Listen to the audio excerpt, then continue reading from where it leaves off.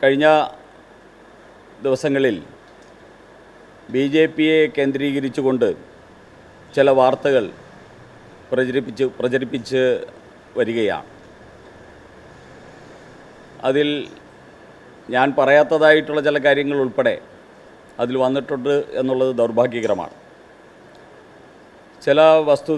ചില വിഷയങ്ങളെ സംബന്ധിച്ചുള്ള BJPയുടെ നിലപാട് പറയാൻ വേണ്ടിയാണ് ഇപ്പോൾ പ്രിയപ്പെട്ട മാധ്യമപ്രവർത്തകരെ കാണുന്നത്.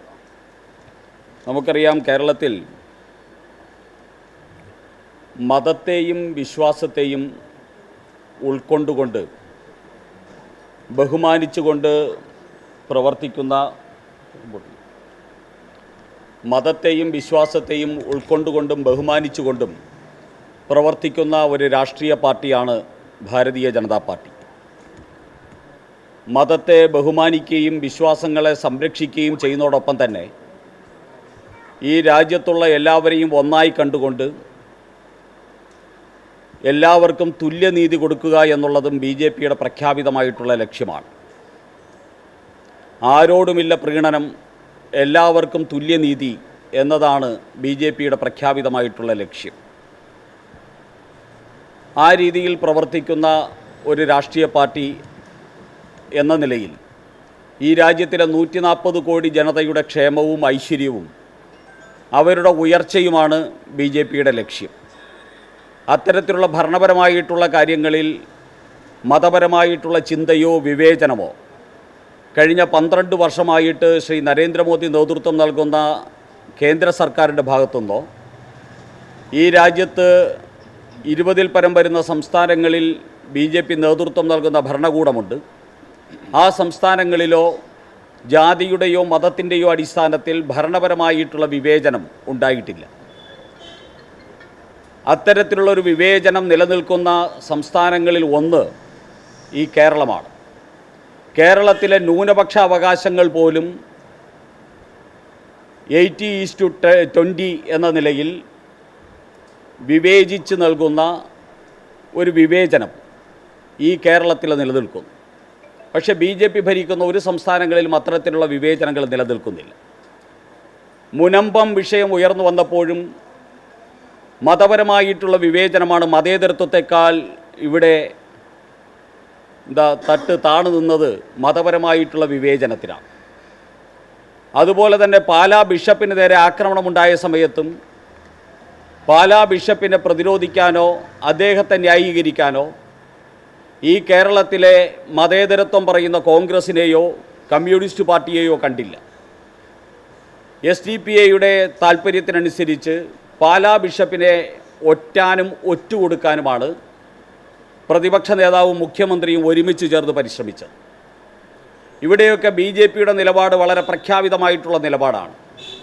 മതവിശ്വാസങ്ങൾ സംരക്ഷിക്കാനും മതാചാര്യന്മാരെ സംരക്ഷിക്കാനും ഒരു രാജ്യത്തിൻ്റെ ഭരണകൂടത്തിന് ഉത്തരവാദിത്വമുണ്ടെന്നും മതമൗലികവാദികളുടെ താൽപ്പര്യത്തിനനുസരിച്ച് ഈ രാജ്യത്തിൻ്റെ ഭരണകൂടം ചലിക്കാനും പ്രവർത്തിക്കാനും പാടില്ല എന്നായിരുന്നു അന്ന് BJPയുടെ പ്രഖ്യാപിതമായിട്ടുള്ള നിലപാട്.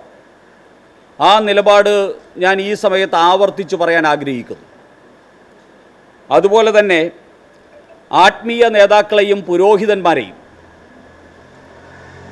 ആദരിക്കുക, ബഹുമാനിക്കുക, അവരുടെ വാക്കുകൾ കേൾക്കുക, ഇത് BJPയുടെ സംസ്കാരമാണ്, BJP പിന്തുടരുന്ന മാതൃകയാണ്. അതും ഞങ്ങൾ ഉയർത്തിപ്പിടിക്കാൻ തന്നെ ആഗ്രഹിക്കുകയാണ്. അതേ സമയത്ത് ആധ്യാത്മികതയുടെ പേരിൽ, മതത്തിൻ്റെ പേരിൽ കോൺഗ്രസ് കൂടാരത്തിലേക്ക് അല്ലെങ്കിൽ കോൺഗ്രസിൻ്റെ തൊഴുത്തിലേക്ക് ഏതെങ്കിലും മതവിഭാഗത്തെയോ സമുദായത്തെയോ കൊണ്ടു കെട്ടാൻ ഏതെങ്കിലും ആൾക്കാർ ഒരുമ്പെട്ടാൽ അത് രാഷ്ട്രീയമാണ്. അവിടെ മതവും ആധ്യാത്മികതയുമല്ല, അവിടെ രാഷ്ട്രീയമാണ് ഉയർന്നു വരുന്നത്. അങ്ങനെ ഉയർന്നു വരുന്ന രാഷ്ട്രീയത്തെ രാഷ്ട്രീയപരമായിട്ട് ചോദ്യം ചെയ്യാനുള്ള അധികാരം ഇന്ത്യൻ ജനാധിപത്യ പ്രക്രിയയിൽ ഭാരതീയ ജനതാ പാർട്ടിക്കുണ്ട്. ഞങ്ങൾ അതിനെ രാഷ്ട്രീയപരമായിട്ട് ചോദ്യം ചെയ്യും. ഇതാണ് നിലവിൽ കേരളത്തിൽ ഉയർന്നിരിക്കുന്ന വിഷയത്തിൽ BJPയുടെ നിലപാട്. അതുകൊണ്ട് ഞങ്ങൾക്ക് പറയാനുള്ളത്, BJP എല്ലാവരുടെയും പാർട്ടിയാണ്.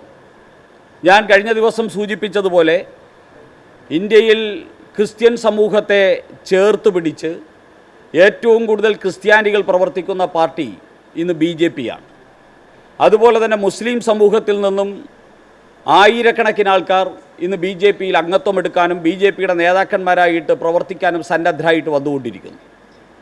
BJP ഇന്ന് വർഗീയമായിട്ടുള്ള ഒരു നിലപാടും BJPക്കുണ്ട് എന്ന് BJP അറിയുന്ന മത നേതാക്കന്മാരും അതോടൊപ്പം തന്നെ രാഷ്ട്രീയ നേതാക്കന്മാരും ഇന്ന് പറയില്ല.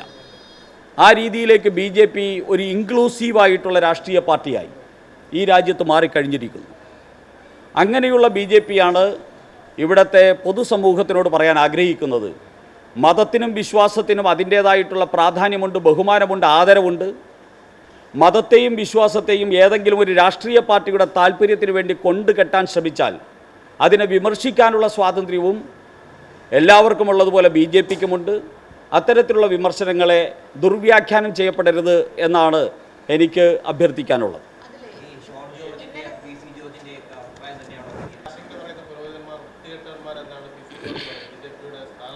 ഷോൺ ജോർജ് പറഞ്ഞത് ഒരു മാധ്യമ സ്ഥാപനത്തിനെതിരായിട്ടാണ്. ആ മാധ്യമ സ്ഥാപനം എഴുതുന്നതും പറയുന്നതും ഒരു മതത്തിലെ ഒരു പ്രത്യേക വിഭാഗത്തിൻ്റെ അഭിപ്രായമാണ് എന്ന ദുർവ്യാഖ്യാനം ഇവിടുത്തെ കോൺഗ്രസ്സുകാരും കോൺഗ്രസ്സിനോട് താല്പര്യമുള്ള ചില മാധ്യമങ്ങളും കാണിക്കുന്നുണ്ട്. അങ്ങനെ ദുർവ്യാഖ്യാനം നടത്താൻ പാകത്തിൽ രാഷ്ട്രീയ താല്പര്യം വെച്ച് മതത്തിൻ്റെ പേരിൽ പൊതുവെ അറിയപ്പെടുന്ന ഒരു മാധ്യമത്തെ ദുരുപയോഗം ചെയ്യുന്നതിനെതിരായിട്ടാണ് ശ്രീ ഷോൺ ജോർജ് പ്രതികരിച്ചത്. ശ്രീ ഷോൺ ജോർജ് ക്രിസ്ത്യാനി എന്നതിനപ്പുറം കത്തോലിക്ക സമുദായത്തിലെ വലിയൊരു വിശ്വാസിയാണ്. BJPക്കകത്തും ശ്രീ ഷോൺ ജോർജ് സമുദായത്തിൻ്റെ താല്പര്യങ്ങൾക്ക് വേണ്ടി ഞങ്ങളുടെ മറ്റു ക്രിസ്ത്യൻ നേതാക്കന്മാരോടൊപ്പം പരിശ്രമിക്കുന്ന ഒരു നേതാവാണ്. അദ്ദേഹത്തിൻ്റെ മതത്തെക്കുറിച്ചും അദ്ദേഹത്തിൻ്റെ മതത്തിൻ്റെ പേരിൽ ദുഷ്പ്രചരണം നടത്തുന്ന ഒരു മാധ്യമത്തിനെതിരെയും പ്രതികരിച്ചത് അത് ഞാൻ നേരത്തെ പറഞ്ഞത് പ്രകാരമാണെങ്കിൽ അത് പ്രതികരിക്കാനുള്ള സ്വാതന്ത്ര്യം ഷോണിനുണ്ട്. ഷോണ് അദ്ദേഹത്തിൻ്റെ ആ സ്വാതന്ത്ര്യം ജനാധിപത്യ രീതിയിലുള്ള ആ സ്വാതന്ത്ര്യമാണ് നിർവഹിച്ചിട്ടുള്ളത്.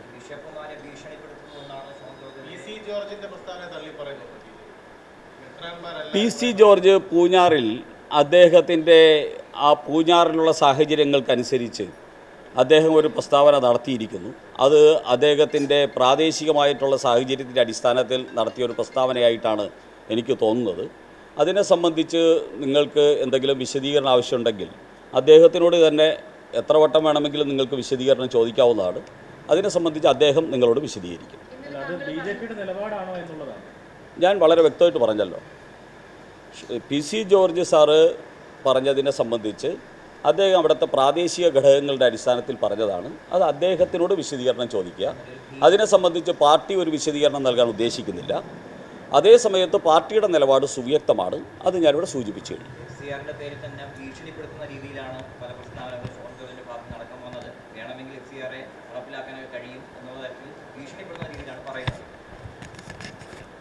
ഷോൺ ജോർജ് അങ്ങനെ ആരെ ഭീഷണിപ്പെടുത്തിയിട്ടൊന്നുമില്ല.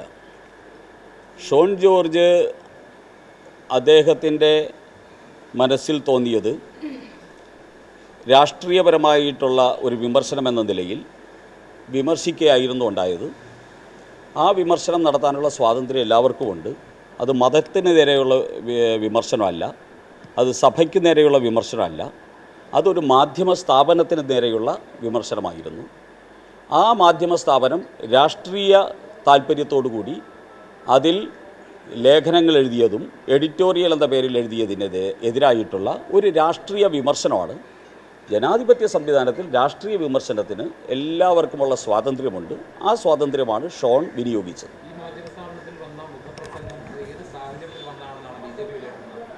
അത് അവരുടെ രാഷ്ട്രീയ താല്പര്യത്തിൻ്റെ സാഹചര്യത്തിൽ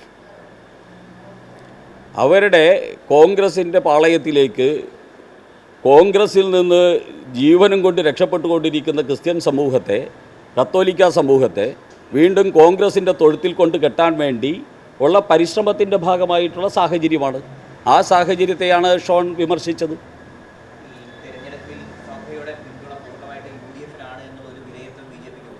അല്ലല്ലോ, ഞങ്ങൾക്ക് 10,000-കണക്കിന് സഭാ അംഗങ്ങൾ, സഭയുടെ മേലധികാരികൾ ഉൾപ്പെടെ, ബഹുമാന്യരായിട്ടുള്ള മെത്രാന്മാരുൾപ്പെടെയുള്ളവർ BJPയെ അതാത് സ്ഥലങ്ങളിൽ വളരെ ക്രിയാത്മകമായിട്ട് ഞങ്ങൾക്ക് പിന്തുണ നൽകുന്നുണ്ട്. ഞങ്ങൾക്ക് കേരളത്തിൽ ആദ്യത്തെ MPയെ കിട്ടിയതും, ഞങ്ങൾക്ക് കേരളത്തിൽ ആദ്യത്തെ MLAയെ കിട്ടിയതും, ഞങ്ങൾക്ക് കേരളത്തിൽ ഒരു മേയറെ ജയിപ്പിക്കാൻ സാധിക്കുന്ന രീതിയിൽ തിരുവനന്തപുരത്ത് വന്നതും, ഞങ്ങൾക്ക് കേരളത്തിൽ BJPക്ക് നിരവധി സ്ഥലങ്ങളിൽ ഞങ്ങൾക്ക് വോട്ട് വർദ്ധിപ്പിക്കാനും ഒക്കെ കാരണമായതിൽ ഒരു വലിയ ഘടകം ഇവിടുത്തെ ക്രിസ്ത്യൻ സഭാ വിശ്വാസികളുടെ വോട്ടുണ്ട് എന്ന് വിശ്വസിക്കുന്ന ഒരു പാർട്ടിയാണ് BJP. അതുകൊണ്ട് അത്തരത്തിലുള്ള അഭിപ്രായമൊന്നും BJPക്കില്ല.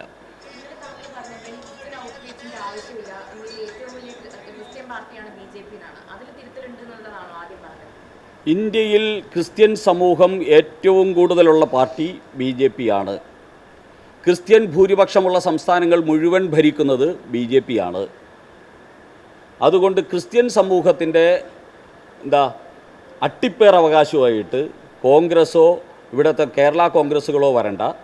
ഞങ്ങൾക്ക് ക്രിസ്ത്യൻ സഭാ നേതാക്കന്മാരുമായിട്ട് സംസാരിക്കാനും, ഞങ്ങളുടെ ഉത്കണ്ഠ അവരോട് സംസാരിക്കാനും, അവരുടെ ഉത്കണ്ഠ ഞങ്ങളോട് സംസാരിക്കാനും, അങ്ങോട്ടും ഇങ്ങോട്ടും ഞങ്ങളുടെ കമ്മ്യൂണിക്കേഷൻ വളരെ പ്രോപ്പറാണ്. ഇന്ത്യൻ പ്രധാനമന്ത്രി മുതൽ പാർട്ടിയുടെ സാധാരണ പ്രവർത്തകർക്ക് വരെ എല്ലാ ക്രിസ്ത്യൻ സഭകളുമായിട്ട് നല്ല ബന്ധമുണ്ട്. അതോടൊപ്പം തന്നെ സാധാരണ ക്രിസ്ത്യാനി മുതൽ മെത്രാപ്പൊലീത്ത വരെയുള്ള ക്രിസ്ത്യൻ മതമേലധ്യക്ഷന്മാർക്കും ഒക്കെ BJPയുടെ നേതാക്കന്മാരുമായിട്ടും ഇന്ത്യൻ പ്രധാനമന്ത്രിയുമായിട്ട് പോലും നല്ല ബന്ധമുണ്ട്. അതുകൊണ്ട് ഞങ്ങൾക്കിടയിൽ ഒരു കമ്മ്യൂണിക്കേഷൻ ഗ്യാപ്പുമില്ല. ഞങ്ങളിലേക്ക് ക്രിസ്ത്യൻ സഹോദരന്മാർ 10,000-കണക്കിന് വന്നുകൊണ്ടിരിക്കുകയാണ്. ഞങ്ങളിലേക്കാണ് ഇന്ന് ക്രിസ്ത്യാനികൾ ഏറ്റവും കൂടുതൽ വരുന്നത്. അതുകൊണ്ട് തന്നെ ക്രിസ്ത്യൻ സമൂഹത്തെ ചേർത്ത് പിടിക്കുന്ന പാർട്ടി ഇന്ന് BJPയാണ്. അതാണ് ക്രിസ്ത്യൻ സമൂഹത്തിന് മുൻതൂക്കമുള്ള എല്ലാ സംസ്ഥാനങ്ങളും താമര ചിഹ്നത്തിൽ 1 അല്ല 2 അല്ല 3 പ്രാവശ്യം വരെ ഭരിക്കുന്ന സംസ്ഥാനങ്ങളാണ് ക്രിസ്ത്യൻ സംസ്ഥാനങ്ങളിൽ പലതും. അതതിൻ്റെ ഒരു ഉദാഹരണമാണ്.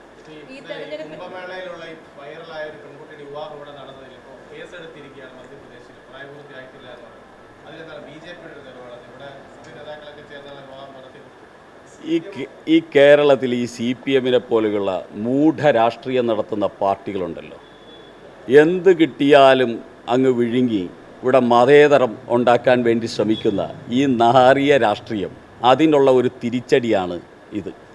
ഇതെന്തിനു വേണ്ടിയാണ് ഈ ഒരു രീതി ഇവിടെ അവലംബിച്ചത്? ഇത് ആരെ സംരക്ഷിക്കാനാണ്?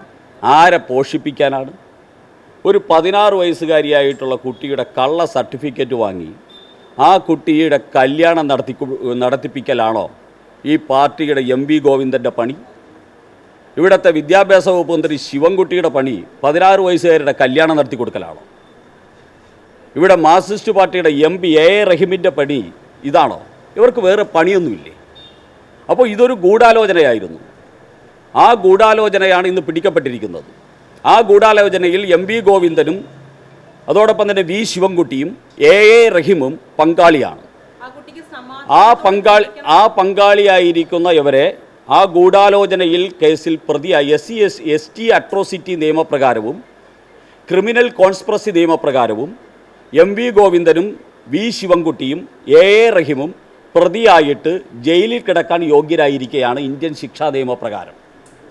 ഇന്ത്യൻ ശിക്ഷാ നിയമം MP ഗോവിന്ദനും S സുരേഷിനും അതോടൊപ്പം തന്നെ ഈ നാട്ടിലെ എല്ലാവർക്കും ഒരേ നിയമം തന്നെയാണ്. ആ നിയമത്തിൻ്റെ അടിസ്ഥാനത്തിലുള്ള കാര്യങ്ങളാണ് നടക്കുക. നിയമത്തിൻ്റെ വഴിക്ക് പോകും.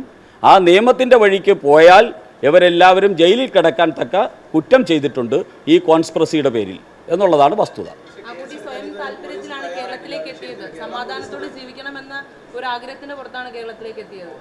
അങ്ങനെ വരുന്ന കൊച്ചുകുട്ടികളെ കേരളത്തിൽ വന്നാലും മധ്യപ്രദേശിൽ വന്നാലും അങ്ങനെ വരുന്ന കൊച്ചുകുട്ടികളെ എന്താണ് ചെയ്യേണ്ടതെന്ന് അറിയില്ലേ? നിയമം അറിയില്ലേ? MP ഗോവിന്ദനോട് അത് പഠിപ്പിച്ചു കൊടുക്കുക. അല്ല, എൻ്റെ അഭിപ്രായത്തിൽ മലയാളം TV MP ഗോവിന്ദന് 16 വയസ്സുകാരിയായിട്ടുള്ള കുട്ടി വന്നു കഴിഞ്ഞാൽ കല്യാണം കഴിപ്പിച്ച് കൊടുക്കുകയല്ല നിങ്ങളുടെ ഉത്തരവാദിത്വം. ആ കുട്ടിയെ സുരക്ഷിതമായി രക്ഷിതാക്കളുടെ കയ്യിലെത്തിച്ചു കൊടുക്കലാണ് ഒരു സാമാന്യ ബോധമുള്ള പൗരൻ ചെയ്യേണ്ടതെന്ന് എം വി ഗോവിന്ദനോട് പറഞ്ഞു കൊടുക്കുക. ഈ തെരഞ്ഞെടുപ്പ് ജനാധിപത്യ രീതിയിലാണോ ബിജെപി നേരിട്ടത്? അന്വേഷണം ആരംഭിച്ചല്ലോ. അന്വേഷണം ആരംഭിച്ചു. ഇതിൻ്റെ ഗൂഢാലോചനയിൽ പങ്കാളിയായിട്ടുള്ളവർ ഉൾപ്പെടെ നിയമത്തിൻ്റെ മുമ്പിൽ വരണം. ആ രീതിയിലുള്ള അന്വേഷണം പോകണമെന്നാണ് ബി ജെ പിയുടെ ആവശ്യം. ഈ തെരഞ്ഞെടുപ്പിനെ ബി ജെ പി ജനാധിപത്യ രീതിയിലല്ല നേരിട്ടതെന്ന് CPM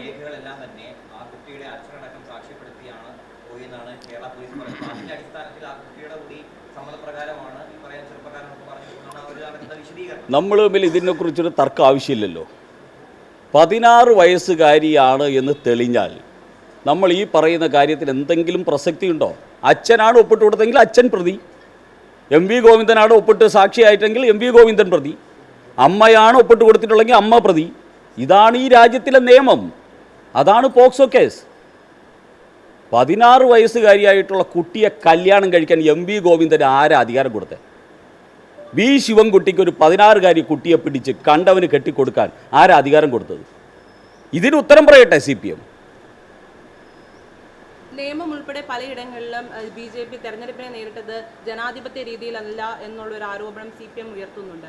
ഈ പണവും മദ്യവും ഈ വോട്ടർമാർക്ക് നൽകിയിട്ടാണോ ഈ വോട്ട് ചോദിക്കുന്നത്? തോൽക്കുമെന്ന് ഉത്തമ ബോധ്യം വന്നവരുടെ വിഭ്രാന്തിയിൽ നിന്ന് വരുന്ന അഭിപ്രായങ്ങളാണിത്. ഇതിനൊക്കെ ഞങ്ങൾ 4-ാം തീയതി കേരളം ഉത്തരം നൽകും. ആ ഉത്തരം അതുവരെ അവരോട് കാത്തിരിക്കാൻ പറയും. ഉദാഹരണമാണല്ലോ പാലക്കാട് നാം കണ്ടത്. പാലക്കാട് കണ്ടതിനൊക്കെ അവിടെ ഉത്തരം കഴിഞ്ഞല്ലോ. ഇപ്പം ഞാൻ അതൊന്നും പറയാൻ ഉദ്ദേശിക്കുന്നില്ല. അത് കഴിഞ്ഞു പോയ അധ്യായമാണ്. ഓക്കെ, വേറെ എന്താ ഉള്ളത്? ബിജെപിയുടെ ബൂത്തിൽ നിന്ന് 336 ലിറ്റർ അധികം മദ്യം പിടികൂടി. അതിനെപ്പറ്റി എങ്ങനെയാണ് പറയാനുള്ളത്? ഏത് പോളിംഗ് ബൂത്തിൽ നിന്ന് ഏത് കേസ് പ്രകാരം ഏത് പ്രതിയെയാണ് അറസ്റ്റ് ചെയ്തതെന്ന് എന്നോട് പറഞ്ഞു തന്നു കഴിഞ്ഞാൽ ഞാനൊരു ഉത്തരം പറയാം. ഓക്കെ, നമസ്കാരം എല്ലാവർക്കും.